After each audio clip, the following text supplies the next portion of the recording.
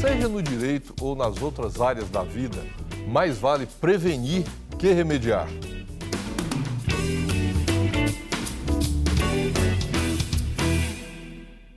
Esse provérbio antigo reflete a antítese de uma realidade constante na vida jurídica, a do advogado ser visto como socorrista, um bombeiro, cuja única função, habilidade e serventia é resolver problemas e apagar incêndios. E até que ponto o empresariado brasileiro pensa dessa forma?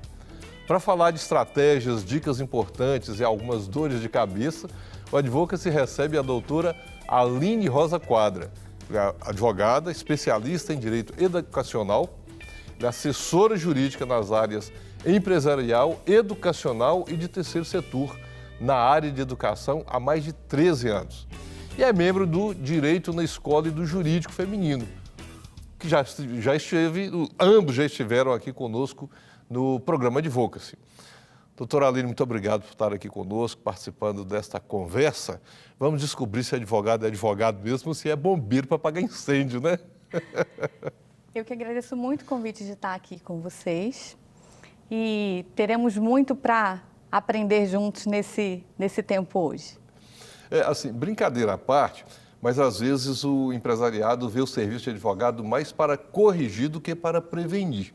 E isso é um problema, né? Porque muitas vezes o trabalho preventivo do advogado no ambiente corporativo soa um pouco como o advogado é quem manda. A senhora percebe um pouco disso assim, na nossa cultura ainda? Sim.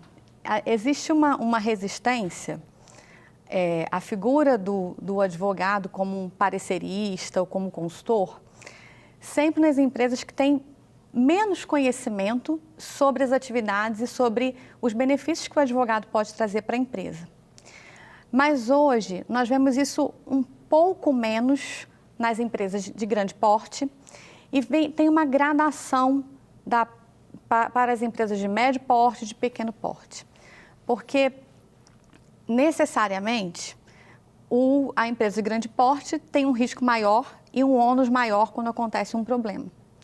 Então, eles já sentiram, já tem um histórico de sentir o peso da falta de uma assessoria jurídica. E nós vemos hoje que empresas de grande porte, de médio porte, já têm uma proximidade e uma aceitabilidade do corpo jurídico com mais frequência e como aliado. E também, assim, quando a gente fala em advocacia corporativa, acho que nos lembra algumas estruturas da pessoa jurídica, né? Assim, quando a gente fala em empresa, igual a senhora está falando, tem pequeno, médio, grande porte, grandíssimo porte, e a gente vai desde um açougue na esquina, no bairro onde a gente mora, que a pessoa vende fiado para todo mundo porque conhece todo mundo, até uma grande corporação como as empresas na área de tecnologia, digital e etc., que estão no mundo inteiro, como essas de redes sociais, ou seja, são empresas. Sim. O Brasil, particularmente, assim, tem vários enquadramentos tributários que acabam diferenciando um pouco as empresas. Então, quando e eu ainda faço um paralelo. Além disso, nós temos as ONG, que são as fundações e as associações, e pensando um pouco nesse ambiente corporativo, nós temos fundações ou associações que não têm esse nome e que são maiores do que muitas empresas no Brasil. Nós temos ONGs com 2.000, 5.000 empregados. A maioria absoluta das empresas não tem esse número de empregados. E ainda tem uma terceira figura, doutora, que são igrejas, por exemplo, que é um ambiente nosso, as organizações religiosas, ou seja, tem tanto aquelas pequenininhas que estão na esquina do bairro, que às vezes nem estatuto social tem registrado. Verdade. Como tem grandes denominações, grandes igrejas que estão no Brasil e no mundo. Todas são, se a gente for olhar sobre esse aspecto, são corporações, né? Sim. Cabe a advocacia aí dentro, ou melhor, é necessário a advocacia desde essa pequenininha até a de maior porte? Totalmente. Então, desde o MEI, né, do microempresário individual, há necessidade de um acompanhamento jurídico, porque a prestação de um serviço, a constituição da empresa, a análise contratual, a orientação para negociações, a estruturação tributária, né, precisa de um acompanhamento jurídico. Então, hoje as pessoas têm muito mais acesso às informações. Então, facilita um pouco o conhecimento em algumas áreas. Mas é um conhecimento raso e é um conhecimento só da leitura ou de um artigo e não da análise da necessidade que aquela empresa tem. Então, cada empresa tem um tipo de necessidade específica. E nós não temos só as legislações, nós temos as portarias, as normas, recomendações, né, notas técnicas do Ministério do Trabalho, pareceres do Ministério Público, que são todas regulamentações que vão embasar a constituição da empresa, a fundamentação do negócio, a orientação para uma boa estruturação da empresa com o menor risco possível. Não, e eu costumo dizer também, bate na nossa porta, todos nós trabalhamos com advocacia corporativa, algumas dúvidas e nós precisamos fazer a distinção e levar muitas vezes o dirigente da empresa, da organização a entender isso. Uma coisa é a empresa, é a legislação que regula a empresa. Outra coisa é o negócio da empresa. Exatamente. Que tem uma regulamentação, às vezes, muito mais, digamos assim, com detalhes, com muita coisa regulamentada, muitas vezes, do que a própria empresa, a pessoa jurídica, né? Então, assim, o que se precisa para criar uma empresa? Precisa tomar tais providências. Qual o enquadramento tributário? É esse. Então, se nós vamos para a área da educação, tem toda uma legislação na área da educação. Se for mineração, milhares de normas do Estado, do município, do meio ambiente. E aí é confuso de qualquer forma? Sim. E ainda tem as legislações municipais, né? Então, eu tenho que tenho que acompanhar as legislações que são gerais, mas o empresário ele precisa saber cumprir as estaduais e as municipais. Nas duas áreas, né? As duas áreas que eu falo assim, a da empresa e a do negócio da empresa. Do negócio da empresa. Então, ele precisa fazer esse acompanhamento e saber o que vai impactar a gestão desse negócio dele. Então, nas igrejas, por exemplo, como você comentou há pouco, as igrejas elas precisam da regulamentação estatutária, né? Mas ela precisa regularmente registrar as atas das reuniões das assembleias. E muitas igrejas, às vezes, deixam de usufruir determinados benefícios estabelecidos pela legislação pela falta de regulamentação desses atos, que, bem assessorado por um corpo de advogados, não deixar isso passar em branco. Não, mas quando se fala em direito corporativo, nessa advocacia corporativa, eu estou aqui, a gente está conversando aqui, eu estou vendo a sua fala, tem o direito do trabalho, tem o tributário, tem isso, tem aquilo. Afinal, o que é o direito corporativo? Pega tudo isso? Pega tudo isso. Porque o direito corporativo, ele vai trabalhar as áreas do direito que são comuns a qualquer empresa. Então, uma empresa, para ela ser constituída, ela precisa cumprir o Código Civil, né? Ela precisa cumprir as questões de regulamentação, as questões da junta comercial, mas ela vai precisar cumprir também a legislação trabalhista, a legislação previdenciária. Que pega todo mundo. A legislação tributária. Mas a empresa vai precisar ir além. Qual é o negócio dela? É educação? Então, ela vai ter que cumprir a LDB, as normas, a base, né, curricular nacional. É uma empresa de prestação de serviço? Entra o direito do consumidor. Ela vai ter que cumprir as normas e as orientações de PROCON, as notas técnicas que o Ministério Público estabelece sobre as orientações de atendimento ao consumidor e proteção ao consumidor. Então, é muito importante esse acompanhamento, porque a legislação ela tem que estar... O empreendedor ele tem que estar atento àquilo que o negócio dele precisa de boa estruturação, né? De suporte, de segurança.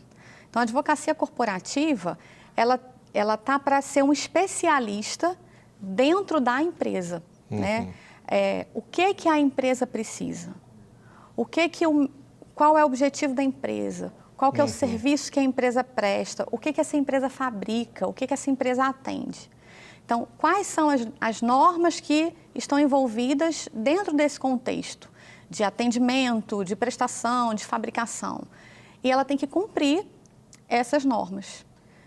Isso dá segurança, né? E só consegue fazer isso quem está no dia a dia da empresa, quem conhece a empresa, quem vai, né, ao chão de fábrica. Quem conhece a cultura da empresa. Quem conhece a cultura da empresa. Quem vai à igreja e participa das reuniões, das necessidades daquele ambiente.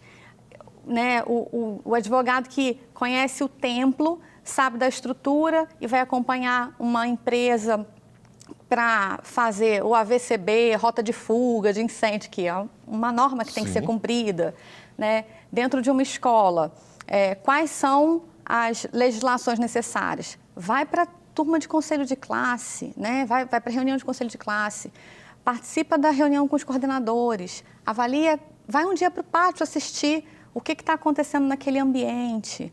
Uma empresa de prestação de serviço shopping, conhece o seu cliente, qual o serviço que você está prestando, o que ele necessita.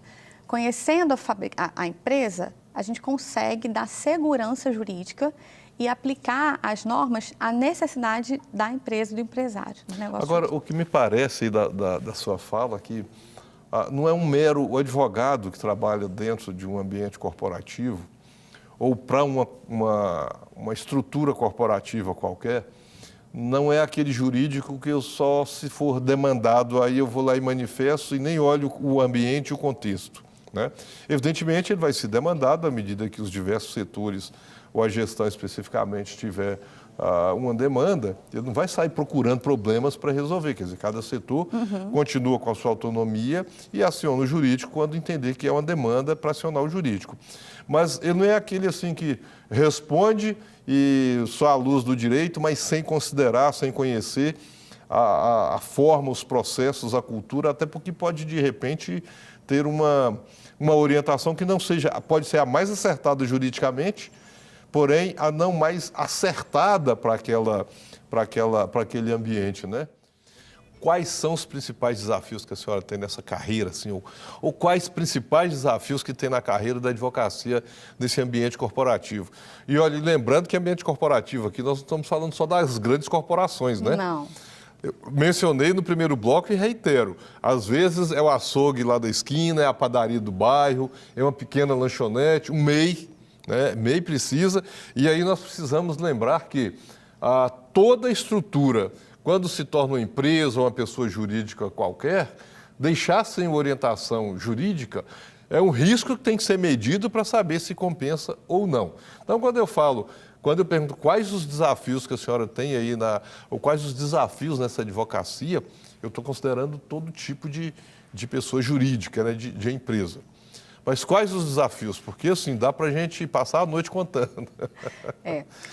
Graças a Deus, eu tenho, né, o privilégio de, nessa jornada de trabalho, de profissão, sempre encontrar empresas e gestores que acreditam e que acompanham essa regulamentação, essa regularização da empresa com um olhar muito positivo.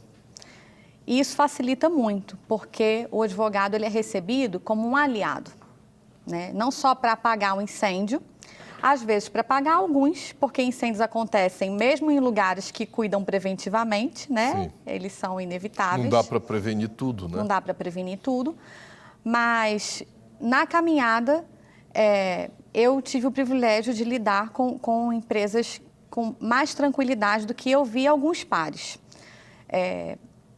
Mas mesmo com toda essa prevenção, o que eu percebo? A mudança de cultura é um fator que traz muita dificuldade em qualquer ambiente. Então, ter que adequar, porque uma coisa pode funcionar melhor de uma outra forma, ou porque uma legislação mudou e eu preciso adequar. Eu tenho que ter a LGPD, né, todos, estão precisando se Nosso adequar tira-sono do momento. a ferro e fogo. É social, né? Tem várias prorrogações e temos visto exatamente as diversas prorrogações, exatamente porque as empresas estão sofrendo para se adequar, que não é fácil. Então, essa mudança de cultura, essa adequação, é um fator muito difícil. Outra é a falta de comunicação. Então, uma empresa, ela precisa ter os seus pares, ter a equipe como uma comunicação boa, adequada. As pessoas precisam trabalhar juntas como cúmplices, como aliados, todo mundo no mesmo objetivo, para fazer a empresa acontecer. Porque o sucesso é da empresa e a empresa são todos que estão ali. Então, esses dois itens é o que eu percebo com um pouco mais de dificuldade. Agora, analisando alguns processos, né, já judicializados, aí, então, quando a gente já chega nessa parte, avaliar, quando nós somos contratados só para o contencioso, né, recebo da empresa já para fazer a defesa, de uma empresa para fazer a defesa. Normalmente, foi a falta do acompanhamento, a falta da consulta, o não se adequar a uma legislação, não cumprir o que era requisito dentro da legislação, não organizar a empresa, falta de organização na estrutura, às vezes não é nem descumprimento da legislação, mas a falta da organização corporativa traz muitos prejuízos, né? E prejuízos de tempo, de dinheiro, de desgaste corporativo, relacional. Então, a princípio, são os desafios que me vêm melhor agora à memória. Eu acho, me parece também um desafio, porque nós que acompanhamos aí já temos um tempo de estrada, acho que o jurídico tem um condão assim em nenhum setor resolveu, não se sabe onde resolver, então vamos lá no jurídico para ver o que vai fazer. E o jurídico não vai fazer. Então, às vezes, não sei se isso acontece, porque assim, tem um problema aqui e ali, mas quem é que vai resolver? Como que precisa resolver? E às vezes não localiza em setor nenhum ali daquele grupo, daquele ambiente, onde que vai desaguar? No jurídico para ver como que resolve. E às vezes não é assim, né? Mas não deixa de ser também um desafio para o jurídico de um ambiente corporativo, até para ele entender que aquilo não é do jurídico, né? Às vezes é uma tomada de decisão, é uma questão de gestão, é um risco que tem que ser analisado e graças a Deus o jurídico não sabe tudo da gestão, né? Não, o jurídico sabe um pouco, não né? sabe tudo da gestão. E quem cresceu dentro de um ambiente empresarial, quando vai trabalhar como advogado corporativo, que foi o meu caso, você tem um pouco mais de dificuldade de sair do lugar de não sou eu que decido, eu não sou o executivo. Sim. Eu assessoro, eu oriento, eu estabeleço segurança, bases para as decisões. Para a tomada de decisões, né? exatamente. Então, pareceres, acompanhamento nas reuniões, mas a decisão... Uma análise de risco jurídico, né? Que não é uma decisão, né? Ela é do CEO, ela é da liderança, ela é do dono, do gestor da empresa, do líder da equipe, de um determinado setor. Então,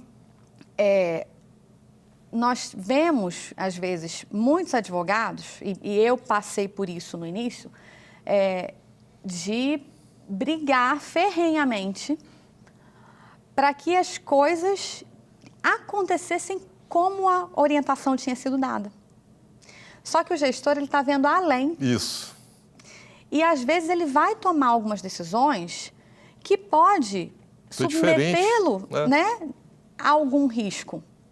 Mas ele vai fazer isso dentro da gestão, dentro da avaliação ou dentro dos cenários. Às vezes não é nem risco, é uma escolha de contexto. Não, nesse contexto, a minha decisão, ela vai para esse lado.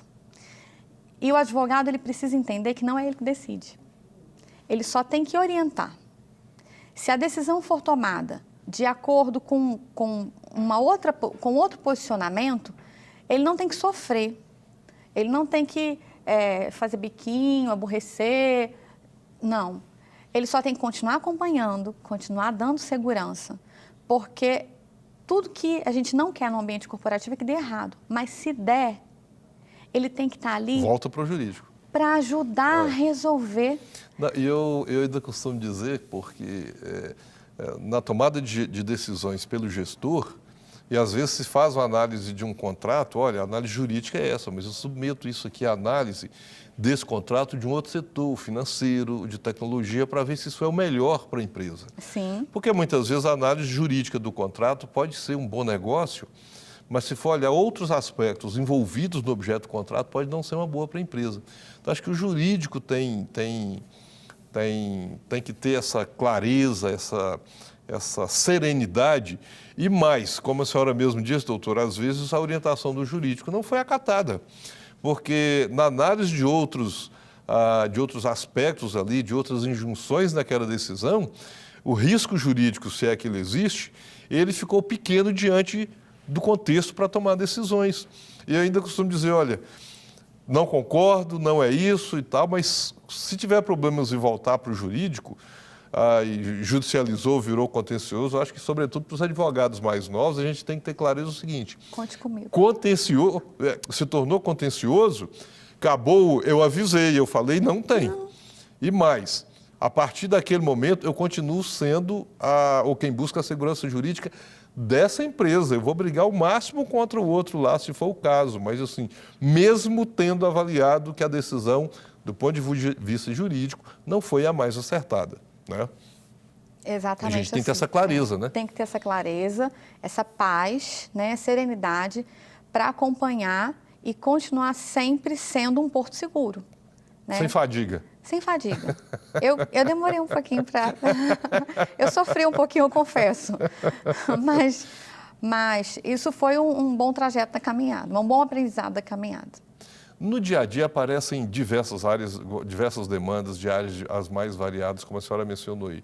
Trabalho, um contrato de aluguel, às vezes, para fazer uma análise, um contrato de aquisição de um bem móvel, de contrato de prestação de serviços, enfim.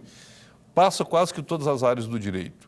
Sobre a situação na área do direito tributário, que precisa o jurídico se manifestar, que conselho que a senhora dá assim, para nós outros e também para quem começa? Tem um tutorialzinho, assim, por onde que eu passo para chegar lá? Primeiro, não se achar o dono da verdade. Uhum. Né? Todos nós somos eternos aprendizes. Vamos aprender e aprendemos com o outro o tempo inteiro. Então, dentro do ambiente corporativo, acompanhar, ler, estruturar um contrato e uma negociação, seja ele de aluguel, de construção, de compra, junto com a parte técnica, com a parte que vai gerenciar o contrato, com quem vai acompanhar o contrato, com quem necessita do contrato, né, daquele objeto que está sendo estruturado no papel, é fundamental. Então, uma compra de TI, de software, equipamento, seja o que for. Sente com a equipe de TI, ouça quais são as necessidades, avalie se o que foi proposto pela empresa é realmente a demanda. Até porque a linguagem o advogado não vai dominar, né? Não vai dominar. Então, ouvir o que o outro necessita é de suma importância. Fechado as questões operacionais, porque isso é operacional, e com operacional você consegue fechar muito bem o objeto do contrato. Né? A alma do contrato está ali no objeto. Se escreveu bem o objeto do contrato... É o negócio em si, né? Você tem pilar para conclusão, até a data final, o prazo de garantia vai vencer, se o objeto estiver bem estruturado, muito pouco provável daquele contrato dar algum problema. Segundo, fazer um bom due diligence da empresa contratada. Né? E, às vezes, a contratação tem que ser rápida, o serviço já está acontecendo, eu preciso disso rápido. Trabalhar com a equipe, a importância de fazer um levantamento minucioso sobre a empresa que está sendo contratada, sobre os sócios da empresa, é de suma importância, né? Acompanhei uma empresa uma vez que faria uma contratação e já ia fazer um pagamento antecipado com uma empresa que estava com um monte de execução. Então, com bloqueio determinado, ou seja, eles iam pagar, o contrato não ia ser fechado e o serviço não seria executado. Então, é muito importante ter essa análise empresarial e ouvir a equipe sobre o que exatamente é necessário ser contratado. Algo que parece elementar é saber quem representa a empresa que vai assinar o contrato.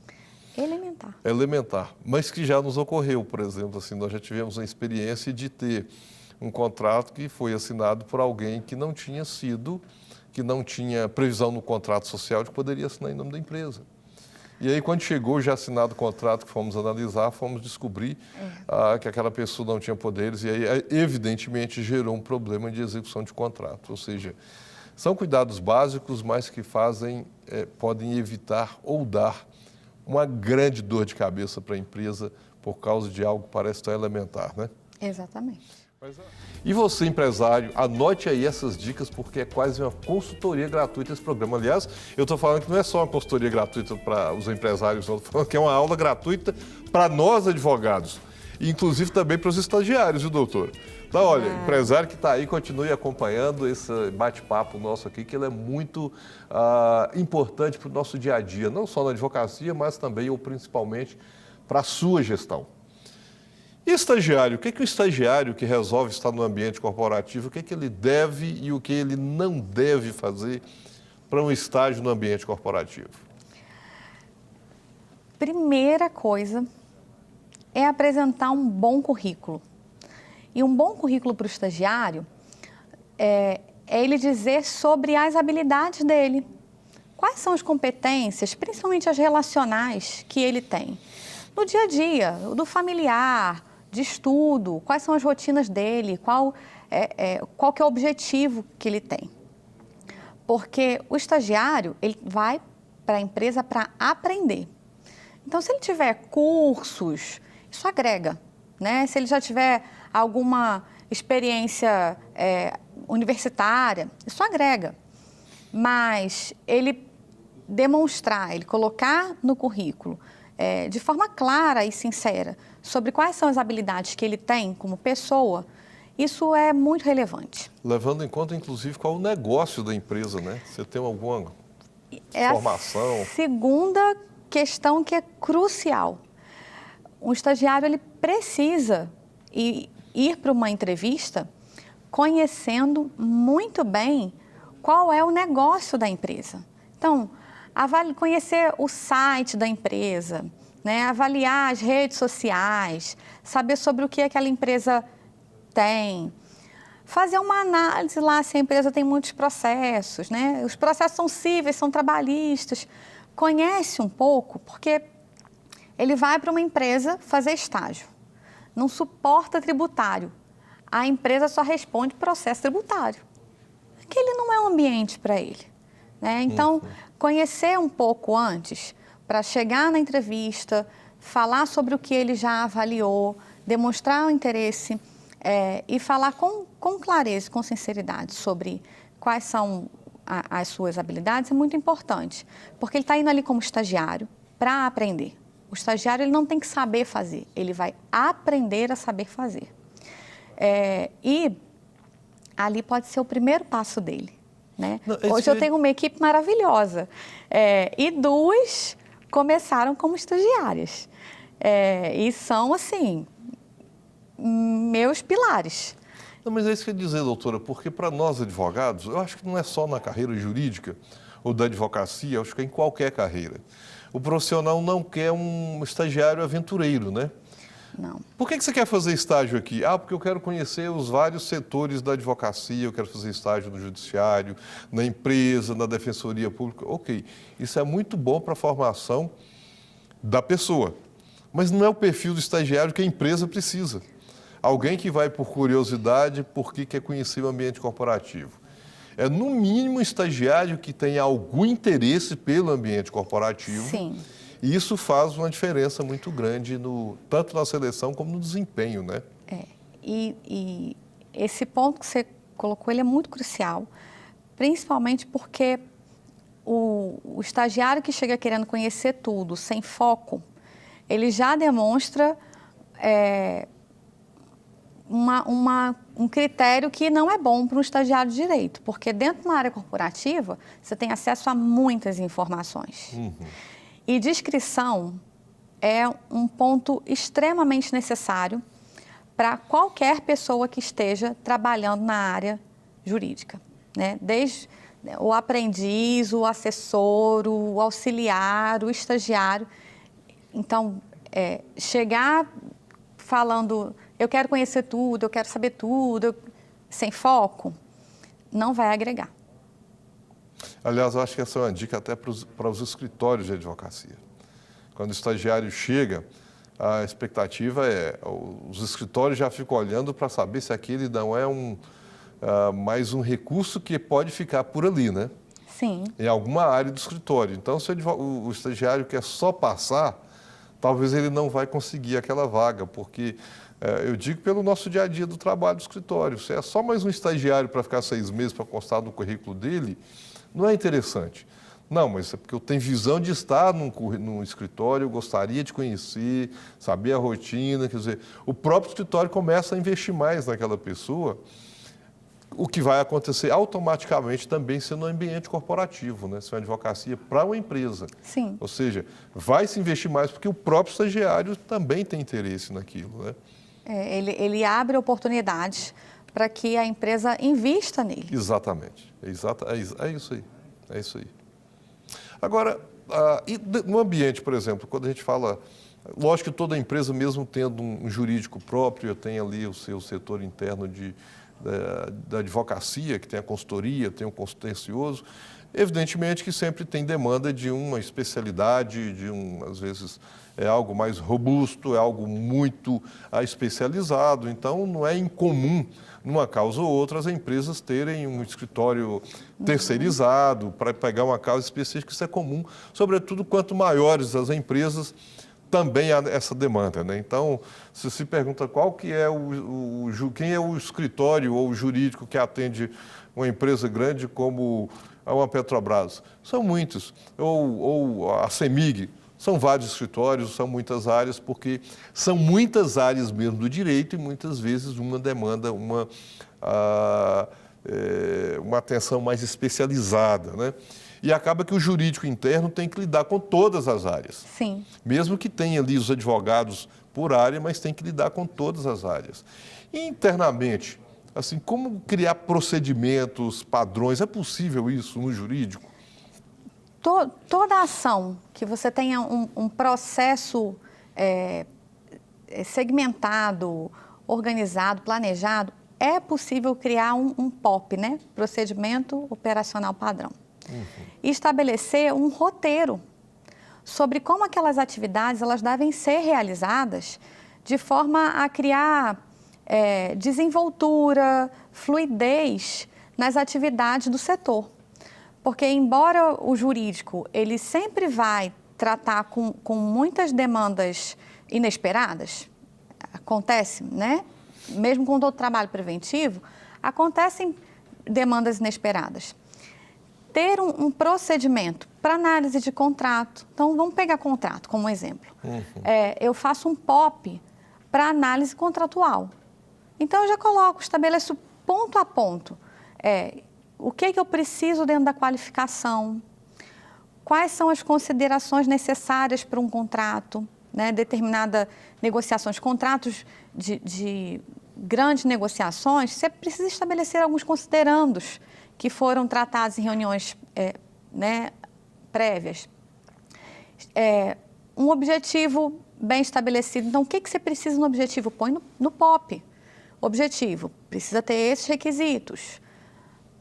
Prazo, pagamento, conta bancária, tem que ser que ainda tem isso, né? Tem que ser do contratado, não pode ser do sócio, por exemplo. Do sócio, né? Quais são as obrigações da parte? Eu fiz estabeleço ali todos os critérios que são imprescindíveis dentro do contrato. Quando o estagiário chegar, ou quando eu tiver num dia mais corrido, preciso fazer uma análise rápida de um contrato, eu pego aquele POP e a checklist para eu analisar, ticar e me dar um norte. Porque tem dia que é muito corrido, você tem que fazer uma análise corrida, o POP te orienta. Todas as atividades dentro do setor jurídico que tem esse processo, procedimento, que você consegue roteirizar, desde o atendimento telefônico para um aprendiz. Você está recebendo um aprendiz hoje, né? O aprendiz tem tempo pequeno dentro da empresa. Cria lá um POP de como esse aprendiz vai atender um telefonema, como ele vai tratar as pessoas, como é que ele vai escanear documento. Então, e coisa simples, né? Tira o grampo, escaneia, coloca lá. Elementar, né? Coisas óbvias, né? E o óbvio tem que ser dito. Cada vez mais nós temos descoberto que o óbvio tem que ser dito. E o POP nada mais é do que você descrever o óbvio. E isso traz clareza para toda a equipe do que o setor tem que fazer e segurança para alguns momentos de emergência onde você pode recorrer a um documento para analisar. Doutora, nós acabamos aqui o nosso tempo e eu queria continuar com essa aula, tanto para nós como para os gestores, mas assim, poucos segundos, assim, 15 segundinhos. Na sua avaliação, tem mudado o empresário, o gestor, o dirigente empresarial, seja pequeno, principalmente o médio, para, olha, preciso do jurídico e preciso desse recurso aqui, ele é necessário para fazer melhor negócios? A sua avaliação isso tem ocorrido? Acredito que sim. Principalmente porque hoje todos temos mais acesso às informações. Inevitavelmente, as legislações elas têm sido divulgadas. Então, o empresariado também tem visto os grandes impactos de decisões que não foram bem orientadas. Então, o advogado está deixando de ser aquela pessoa que só fala o não. Ele está sendo o parceiro, o aliado que acompanha o empresariado, que acompanha o CEO para boas tomadas de decisões, para as negociações. Então, tenho visto, sim, um caminhar com muito mais segurança e acesso aos advogados. Lembrando que a internet não dá resposta precisa para ninguém em área nenhuma, né? Não, e a internet não fala sobre advocacia corporativa, ela não conhece o seu negócio. É verdade. Né? Obrigado pela sua participação aqui conosco, alegria tê-la aqui. Espero que a gente volte mais vezes para falar sobre esses temas que eu tenho certeza que ajudaram tantas pessoas de casa. E nós, advogados e estagiários também, viu? Obrigado, doutora Aline. Eu agradeço, a alegria é toda minha. Muito bom estar aqui com vocês. Obrigado. E concluímos mais este Advocacy. Muito obrigado pela sua audiência. E trazendo um pouco de pensamento de Mariana Moreno, uma frasista muito conhecida nas redes sociais. A advocacia tem um lado muito bonito de conseguir ajudar quem não consegue se ajudar sozinho. Pense nisso e nós te aguardamos no nosso próximo Advocacy.